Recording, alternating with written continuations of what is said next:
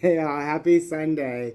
Today we're in Genesis 29. We're going to take a look at a story about Jacob and his travels. So then Jacob went on his journey and came unto the land of the people of the east. And he looked, and behold, a well in the field, and lo, there were 3 flocks of sheep lying by it. For out of that well they watered the flocks, and a great stone was upon the well's mouth. And thither were all the flocks gathered, and they rolled the stone from the well's mouth, and watered the sheep, and put the stone again upon the well's mouth in his place. And Jacob said unto them, My brethren, whence be ye? And they said, Of Haran are we. And he said unto them, Know ye Laban, the son of Nahor? And they said, We know him. And he said unto them, Is he well? And they said, He is well. And behold, Rachel his daughter cometh with his sheep. And he said, Lo, it is yet high day, neither is it time that the cattle should be gathered together. Water ye the sheep, and go and feed them.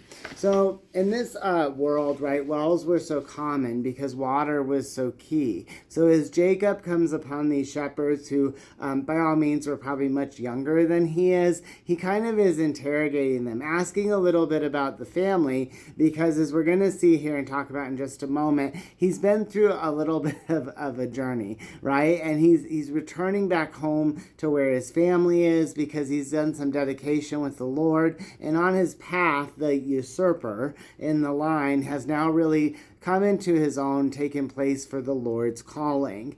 And so that's number one. But then he kind of interrogates these shepherds on, why aren't you watering the sheep, right? Why is that not being done? And so here's what they say back.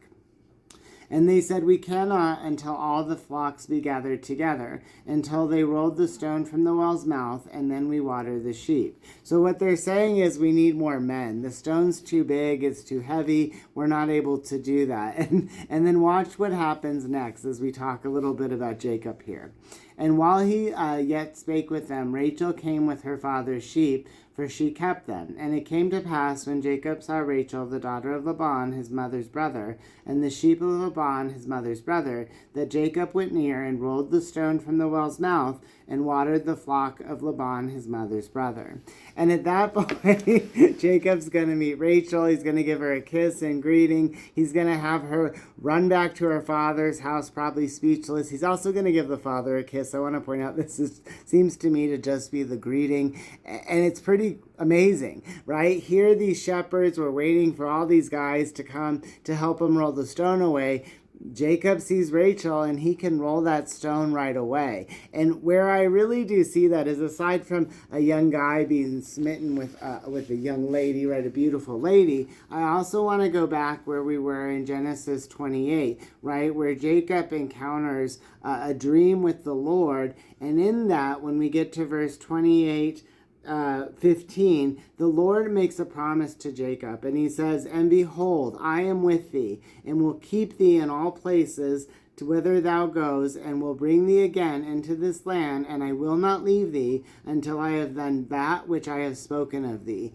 So here in this dream, right before Jacob then comes and Jacob vowed a vow, saying, If God will be with me and will keep me in this way that I go, and will give me bread to eat and raiment to put on, so that I come again to my father's house in peace, then shall the Lord be my God. And this stone which I have set for a pillar shall be God's house, and of all that thou shalt give me, I will surely give to the 10th unto thee. So there's a lot of imagery here as we pull the thread through into Genesis 28 and 29. There's God promising Jacob that he'll be with him, that he will return back with him, and that he will not leave him until he's done what he has promised to him. But then Jacob sets a stone as a pillar and vows that the God will be his God as he watches over him and protects him, and he will return to his father's house. Then Jacob returns back to his father's house, right, to his family, where he meets Rachel. And part of that is this stone that cannot be rolled away. Yet with God with Jacob, Jacob rolls the stone away. And then it's connected to Rachel and his family, which then will lead us down a path to fulfill God's promise, not just to Jacob, but the one to Abraham about Father of many nations, right? And God is with us because then he came down as his only begotten Son in the Virgin to walk with us, to sacrifice his life for us. And then when that happened, he gave us the Holy Spirit. So he was with us now and forever and always. And what Jacob is going to see is that your name of usurper, sometimes that happens in reverse as he tries to trace love here in the next part of his journey.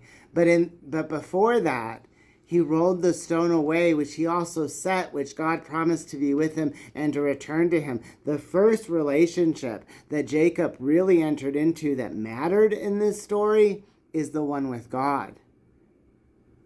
And isn't that true for all of us? Happy Sunday. Chatting at Cheesman. Chatting at Cheesman.